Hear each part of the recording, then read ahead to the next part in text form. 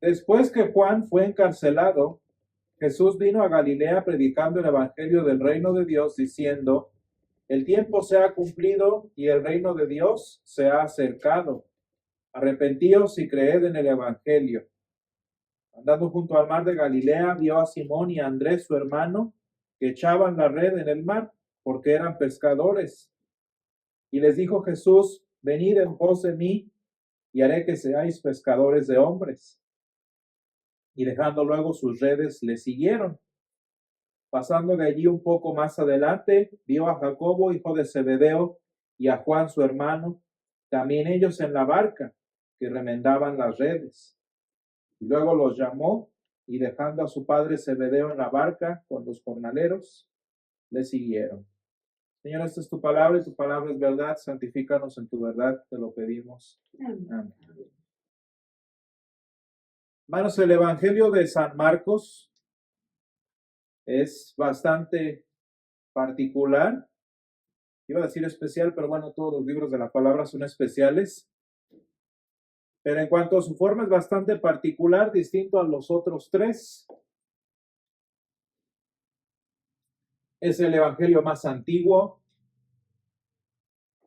muy posiblemente fundamento histórico para los demás evangelios como el de San Mateo y San Lucas. Tiene una naturaleza teológica muy particular, que es prácticamente validar y entender a Jesús como lo que era el Mesías. Pero también, si ustedes se fijan y lo comparan con los otros evangelios, el evangelio de San Marcos es particularmente breve. Es un evangelio muy chiquito en cuanto a extensión, a diferencia de San Lucas, por ejemplo, que es un libro gigante, más si lo añadimos al libro de Hechos. Y es que San Marcos, cuando escribe, hermanos, pues va directo al grano. El pasaje que leímos hoy, en el capítulo 1, los versículos del 14 al 20, no sé si sus Biblias tengan allí la anotación abajo del epígrafe, abajo del titulito, pero vean los otros evangelios en donde más o menos se incluyen de lo que habla San Marcos. Naturalmente los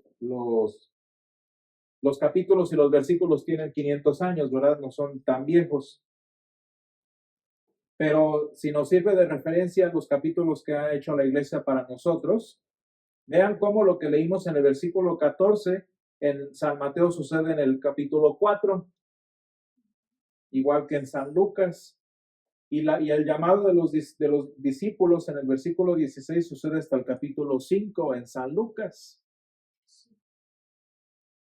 Y fíjense cómo ni siquiera hemos terminado el capítulo 1 de Marcos. De manera que San Marcos, cuando escribe, va directo al grano. Y al hacer esto, hermanos, nos enseña algo que la misma predicación de Jesús, como lo leemos en el versículo 15, nos repite y nos reitera. El tiempo se ha cumplido, dice el Señor, y el reino de Dios se ha acercado. Y hermanos, esto significa que para nosotros como creyentes y para los que anhelamos que conozcan al Señor, el tiempo de salvación es ahora. No hay tiempo que perder. Al grano. Y me parece bastante peculiar la naturaleza de San Marcos porque nosotros como cristianos quizás nos hace falta, pues quizás el contexto de San Juan. Entender qué creemos, por qué lo creemos. Para conocer incluso nuestra historia cristiana necesitamos la visión de San Lucas, entender qué pasó, cómo pasó, en qué orden, como dice él mismo. Si tuviéramos ascendencia judía, necesitaríamos el mensaje de San Mateo que lo relaciona al Antiguo Testamento.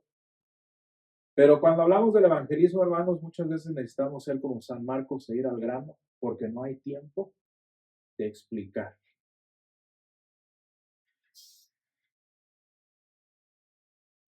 El tiempo de salvación es ahora, dice el Señor en el versículo 15. Hermanos, cuando pensamos que el tiempo es ahora y no hay tiempo que perder, nos damos cuenta que incluso en su ministerio el Señor Jesús nos enseña el mismo principio cuando él mismo va a buscar a sus seguidores sin esperar a que lo conozcan y se acerquen. Si ustedes se fijan, el Señor tuvo muchos seguidores que después lo dejaron, pero bueno, tuvo muchos seguidores. ¿Pero hasta cuándo? Bueno, pues hasta que se hizo de renombre, hasta que todo el mundo lo empezó a conocer y las multitudes empezaron a conocerlo y a buscarlo. Pero eso fue.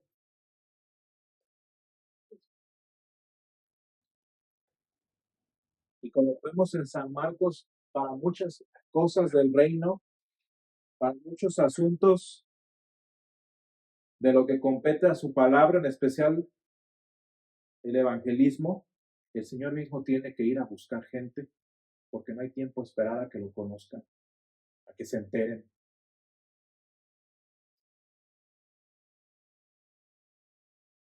No hay tiempo de esperar a que se interesen.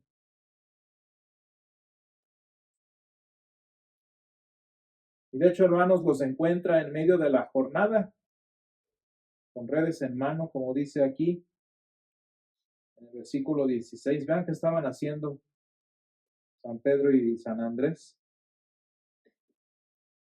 Estaban justo echando la red al mar.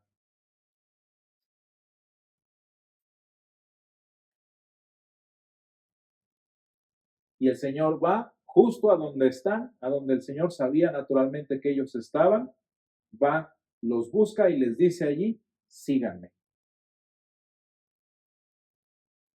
No los esperó en el templo, no diseñó una campaña para la siguiente gran fiesta de Jerusalén, fue a buscarlos a donde estaban. Y allí les dijo, síganme.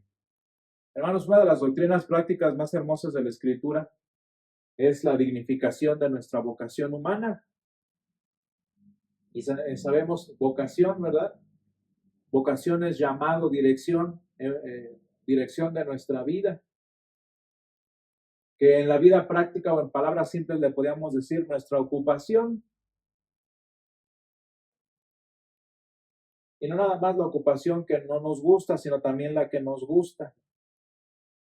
Hay vocaciones docentes, hay vocaciones médicas, hay vocaciones familiares, hay vocaciones maternas, por ejemplo, vocaciones sociales, de todo tipo de vocaciones que la persona puede ejercer en su día a día.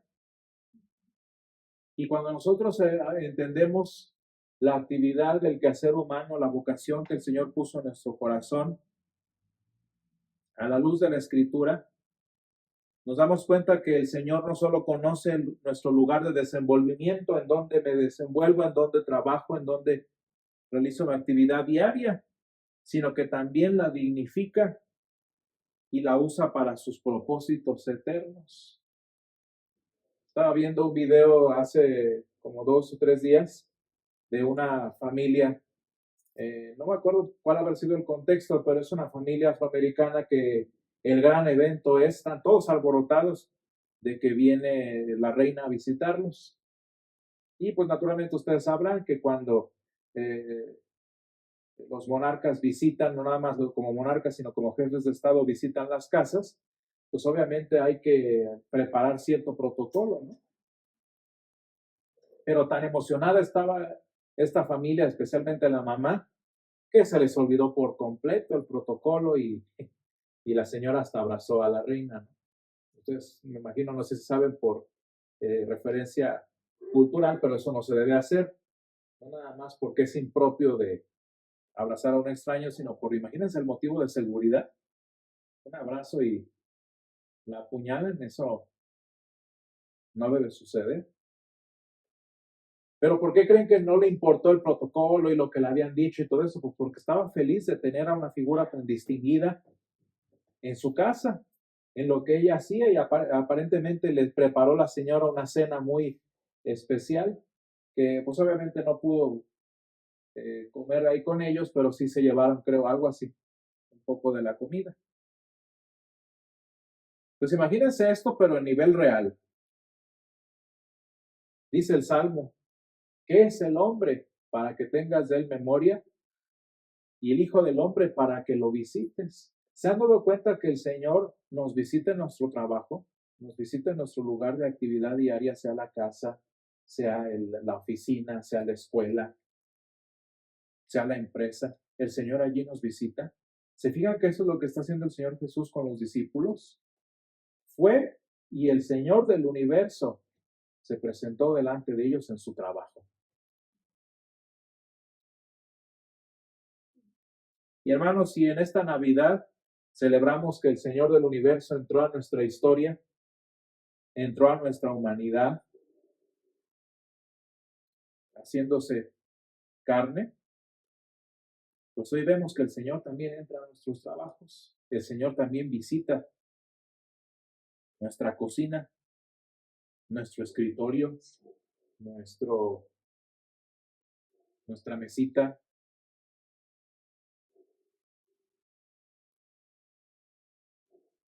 Entra a nuestro quehacer diario, hermanos, y lo redime.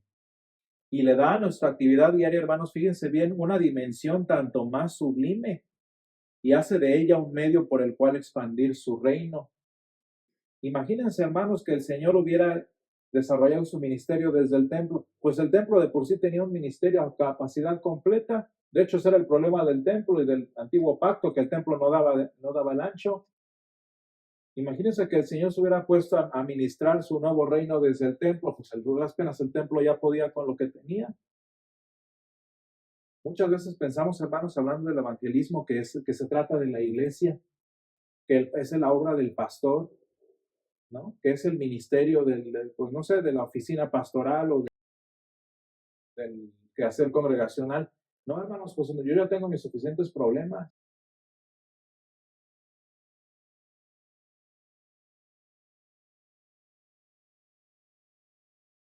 Por eso el Señor va a nuestro trabajo,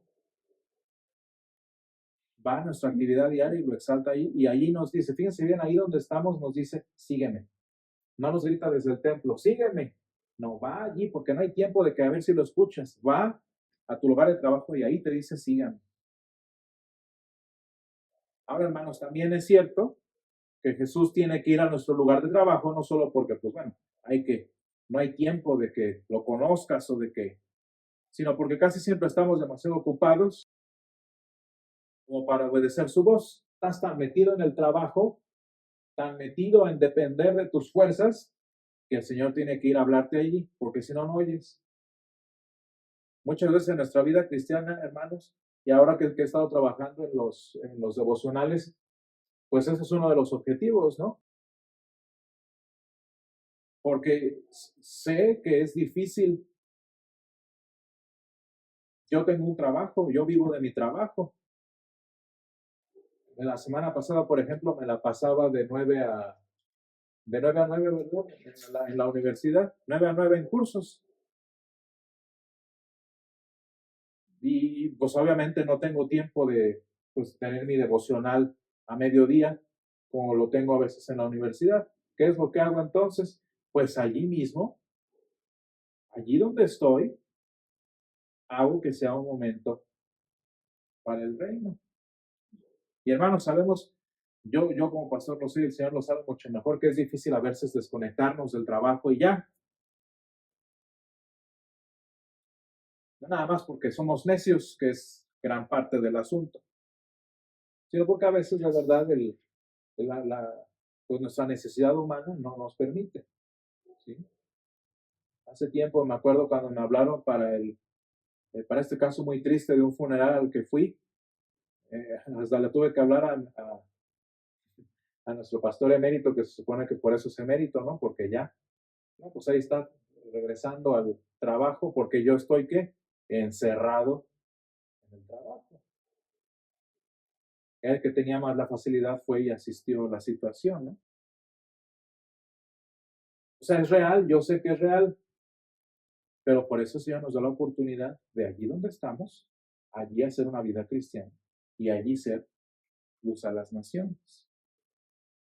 Y hermanos, entonces a falta de tiempo el Señor se propone a llamarnos y a comisionarnos allí donde estamos, desde el ajetreo de nuestro trabajo, desde nuestra cotidianidad. Hermanos, lo maravilloso es que Jesús nos llama desde donde estemos, porque donde estamos es igualmente necesario que su reino crezca y eso hay que entenderlo bien. Muchos cristianos malentienden e incluso se desaniman porque nunca van a ser los grandes evangelistas como Billy Graham, nunca van a ser los grandes teólogos como Joseph Ratzinger, nunca van a tener la atención mediática, congregaciones gigantes para evangelizar o para convertir. Muchos cristianos, y de hecho la inmensa mayoría, nunca van a llegar a ese punto, ni cerca. Y dicen, no, pues eso es para los que el Señor llama para hacerlo. También hay otros hermanos, y eso también sucede más comúnmente. Hay quienes no tienen la capacidad de apoyar al ministerio, ¿no? Especialmente en esas iglesias donde todo cobran. Imagínate cómo se ha de sentir el que no puede ayudar. Vamos a hacer una recolecta para esto, pero no tengo. Vamos a hacer una recolecta para esto, pero no tengo. Pues entonces no sirvo de nada en esta iglesia. ¿Se fijan? No todos tenemos la capacidad financiera para sostener una iglesia o para siquiera ayudar a alguien más.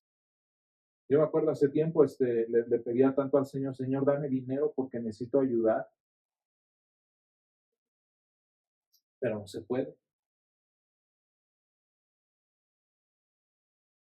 Pero hermanos, el Señor conoce nuestras limitaciones emocionales. No todos tenemos esa capacidad intelectuales, no todos tenemos la capacidad de hablar libremente o de procesar y entender la necesidad de alguien. E incluso lo social, ¿no? Como los evangelistas, no todos tenemos esa facilidad de andar por el mundo hablando y atrayendo gente por nuestra propia palabra. El Señor conoce nuestras limitaciones, todo esto que he estado diciendo, pero también conoce que allí donde estamos, allí donde está nuestra limitación, también hay muchos que necesitan conocerlo a Él.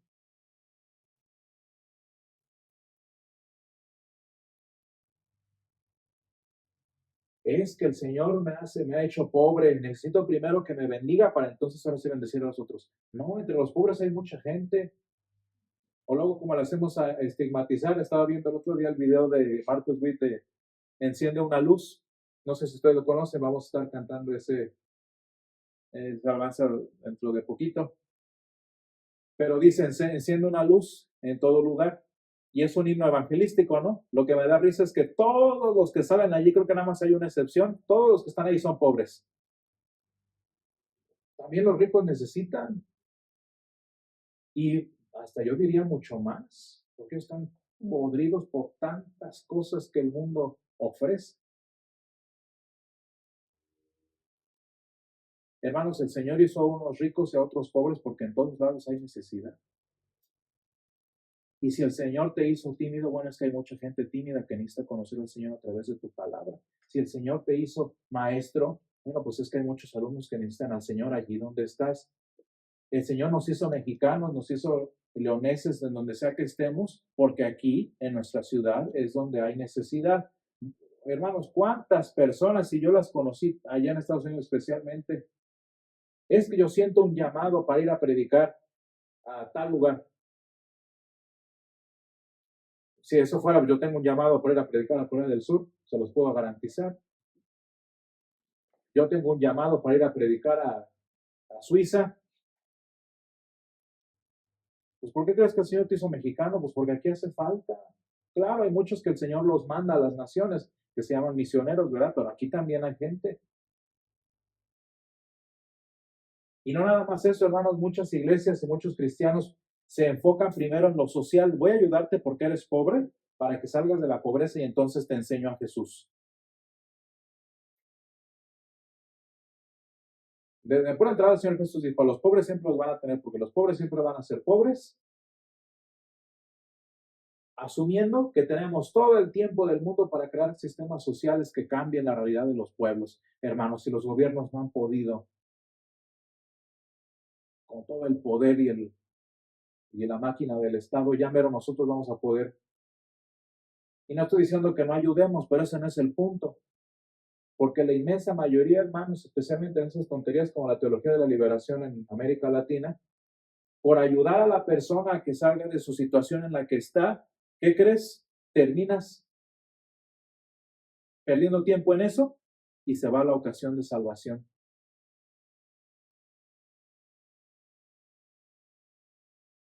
Muchos cristianos, especialmente en tiempos de enfermedad, hermanos, eso hacen. Se preocupan tanto por orar para que el Señor sane y en eso enfocan toda su atención que se les olvidó hablar de la salud eterna. Y al hora ni se sana, o se sana y se ve igual, enfermo aquí, enfermo allá. Hermanos, cuando nosotros predicamos, por eso vamos al grano, como dijo el Señor Jesús, el tiempo se ha cumplido y el reino de Dios se ha acercado. ¿Qué es el motivo de nuestra predicación, hermanos? Arrepentíos y creed en el Evangelio. A eso vamos, al grano. No podemos perder tiempo, hermanos, tratando de cambiarle la vida a las personas, como decíamos hace 8 días.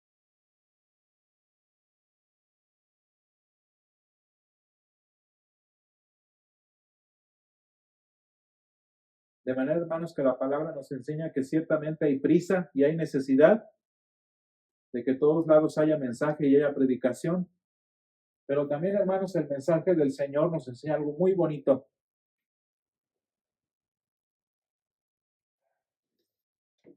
Y es que nadie está lejos del Señor. Nadie está demasiado ocupado. Nadie está tan saturado como para seguirlo. Y por sobre todo la gloria y la hermosura de su reino, hermanos, están más cerca de lo que pensamos. Y está listo, o sea, ya está preparado, no hay que esperar más. Ya está aquí y está listo para que creamos. Y sí, hermanos, está disponible ya mismo ahí donde estemos y en lo que estemos. No hay tiempo que perder, hermanos, porque hay prisa, pero también no hay necesidad de perder tiempo porque ya está listo. Gracias, Señor, te damos por este llamado que nos has hecho en nuestra vocación. Gracias te damos, Padre, porque tu reino se ha acercado y todo está preparado. Y gracias, Señor, porque nos recuerdas la premura que hay, Señor, para predicar tu palabra ahí donde estamos, ahí en las personas que te necesitan, Señor. Gracias, Señor, porque nos urges a hablar de tu palabra para las personas que se está haciendo tarde, Señor. Pero también, Padre, porque nos enseñas a través de esta premura que todo lo que necesitamos predicar, todo lo que necesitamos compartir, Señor, ya está listo y ya está disponible para nosotros, Señor. Gracias te damos, Padre, por este acceso que tenemos directo, sin esperar, Señor, sin procesar, sin pagar. Gracias, Padre, porque todo lo has preparado en tu Hijo y está disponible para nuestra salvación, Señor. Ayúdanos a que las personas que te necesitan, Señor, lo reciban también, puesto que todo está preparado. Te lo pedimos en el nombre de Jesús. Amén.